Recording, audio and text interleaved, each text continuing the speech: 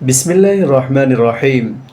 একজন সাহাবী রাদিয়াল্লাহু তাআলা আনহু বলেন, আমরা যখন যুদ্ধে খাইবার জয় করিলাম, তখন লোকেরা তাহাদের গনিমতের মাল বাহির করিল, যাহার মধ্যে বিভিন্ন প্রকারের সামানপত্র এবং যুদ্ধবন্দী ছিল। অতঃপর বেচাকেনা শুরু হইয়া গেল, অর্থাৎ প্রত্যেকেই নিজের অপ্রয়োজনীয় জিনিস বিক্রয় করিয়া প্রয়োজনীয় জিনিস খরিদ করিতে লাগিল। এমন সময় একজন সাহাবী হুজুর সাল্লাল্লাহু আলাইহি ওয়াসাল্লামের খেদমতে হাজির হইয়া আরজ করিলেন, ইয়া রাসূলুল্লাহ, আজকের এই ব্যবসায় আমার এত বেশি লাভ হইয়াছে যে সমস্ত জামাতের মধ্যে আর কাহারও এই পরিমাণ লাভ হয় নাই। হুজুর সাল্লাল্লাহু আলাইহি ওয়াসাল্লাম আশ্চর্য হইয়া জিজ্ঞাসা করিলেন, তুমি কি পরিমাণ লাভ করিয়াছ?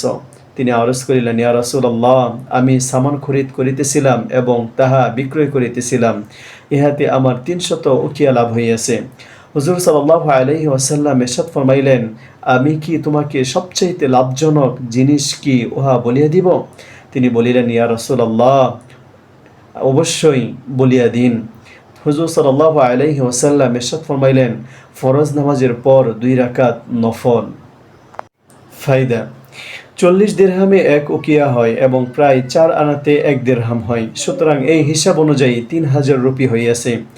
ইহার মোকাবেলায় দুজাহানের বাদশাহের এরশাদ হইল, ইহা আর তেমন কি লাভ? প্রকৃত লাভ হইল যাহা চিরকাল বাকি থাকিবে, কোনো দিন শেষ হইবে না। বাস্তবিকই যদি আমাদের ঈমান এইরূপ হইয়া যাইত এবং ২ রাকাত নামাজে তুলনায় ৩,০০০ টাকা আমাদের নিকট কোনোই মূল্য না রাখিত, তবেই আমরা জীবনের প্রকৃত স্বাদ অনুভব করিতে পারিতাম। আসলে নামাজ এমনই এক মূল্যবান সম্পদ। এই জন্যই হুজুর সাল্লাল্লাহু আলাইহি ওয়াসাল্লাম আপন চোখের শীতলতা ও তৃপ্তি নামাজের মধ্যে বলিয়া এরশাদ করিয়াছেন এবং ওফাতের সময় সর্বশেষ ওসিয়ত যাহা করিয়াছেন, উহাতে নামাজের ইহতিমামের হুকুম করিয়াছেন। বিভিন্ন হাদিসে উহার ওসিয়ত উল্লিখিত হইয়াছে। তন্মধ্যে হযরত উম্মে সালামা বর্ণনা করেন যে, জীবনের অন্তিম সময়ে যখন হুজুর সাল্লাল্লাহু আলাইহি ওয়াসাল্লামের জবান মুবারক হইতে ঠিকভাবে শব্দ উচ্চারিত হইতেছিল না, তখনও তিনি নামাজ ও গোলামের হক সম্বন্ধে তাকিদ করিয়াছিলেন। হযরত আলী রাদিয়াল্লাহু তাআলা আনহু হইতেও নকল করা হইয়াছে যে, হুজুর সাল্লাল্লাহু আলাইহি ওয়াসাল্লামের জীবনের সর্বশেষ কথা ছিল নামাজের তাকিদ এবং গোলামের হক সম্পর্কে আল্লাহ তাআলাকে ভয় করার হুকুম।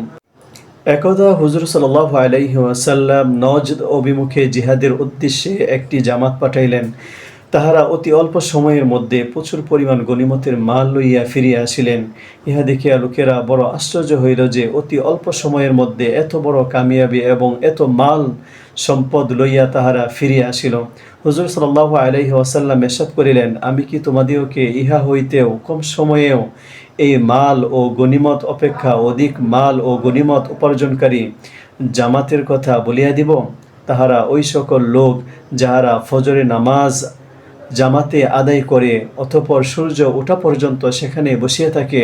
সূর্য উঠিবার পর যখন মাকরুহ সময় অর্থাৎ প্রায় ২০ মিনিট অতিবাহিত হইয়া যায়, তখন ২ রাকাত ইশরাক নামাজ পড়ে।